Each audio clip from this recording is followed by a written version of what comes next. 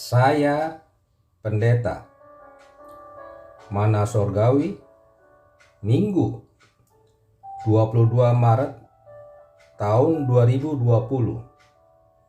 Adapun firman Tuhan terambil dari 2 Samuel 24 ayat 18 sampai 24. Dengan berbunyi sebagai berikut.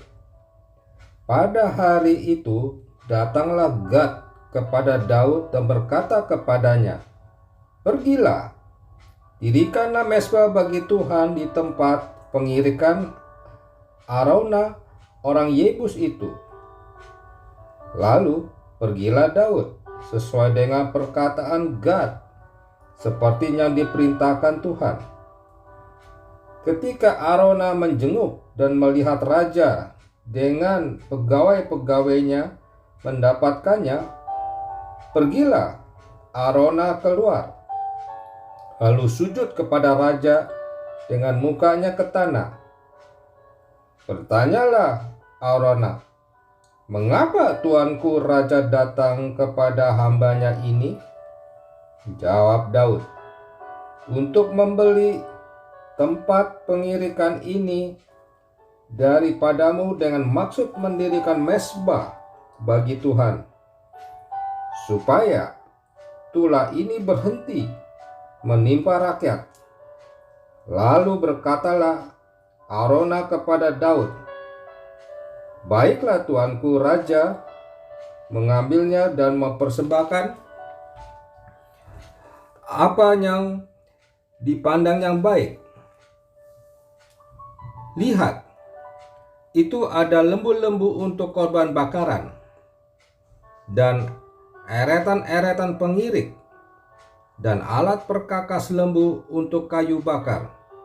Semuanya ini, ya raja, diberikan Araunah kepada raja." Araunah berkata pula kepada raja, "Kiranya Tuhan Allahmu berkenan kepadamu." Tetapi berkatalah raja kepada Araunah, "Bukan begitu, melainkan aku mau membelinya daripadamu dengan membayar harganya, sebab aku tidak mau mempersembahkan kepada Tuhan Allahku korban bakaran dengan tidak membayar apa-apa." Sesudah itu Daud membeli tempat pengirikan dan lembu-lembu itu dengan harga 50 shikal perak. Demikianlah sabda Tuhan. Jikalau Bapak dan Ibu datang ke Jakarta, sempatkanlah mampir ke kantor Mana Sorgawi. Di kantor ini, di lantai 2, kami menyediakan beraneka ragam benda-benda Alkitab yang kami kumpulkan dari kunjungan kami ke Mesir, Israel, dan Yordania. Ada banyak benda yang bisa mendatangkan inspirasi dan memberikan pemahaman yang sebenarnya bagi pembaca Alkitab. Semua fasilitas di museum ini kami berikan secara gratis karena memang didukung oleh pembaca renungan Mana Sorgawi melalui dana pelayanan. Khusus untuk hari Sabtu, kedatangan hanya untuk grup dan harus mendaftar terlebih dahulu agar ruangan museum yang terbilang kecil itu tidak menjadi penuh sesak dan pengunjung jadi kepanasan. Untuk keamanan para pengendara mobil dan bus, kami bekerjasama dengan kantor di sebelah kami. Kami pinjam halaman kantornya untuk parkir mobil.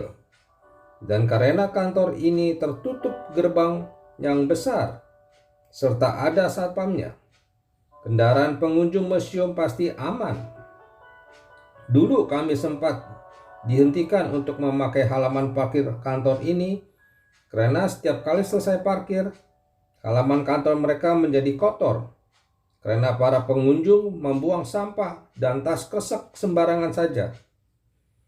Hal ini membuat si pemilik kantor menjadi kesal.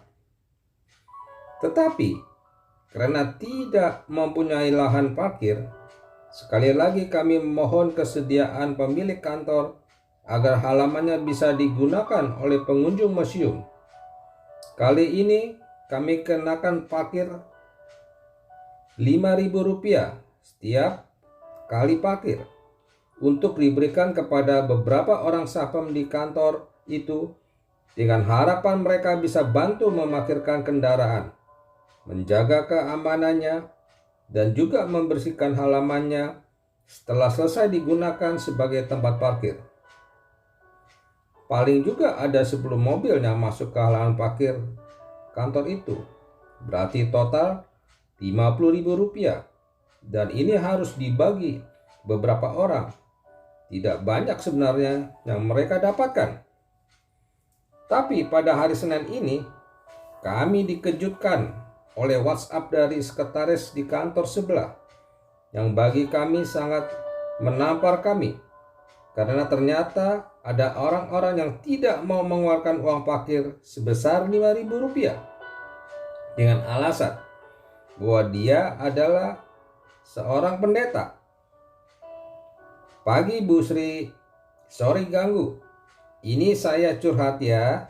Sabtu kemarin ada 10 mobil yang parkir, tapi yang bayar cuma 8. Yang 2 nggak bayar katanya pendeta. Kalau orang bawa mobil kok nggak ada bawa uang untuk parkir. Terus bilang pendeta lagi. Malu-maluin Tuhan aja. Aneh aja kalau bilang begitu. Gimana ya? Mental gratisan bisa mencoreng agama Kristen dan nama Tuhan.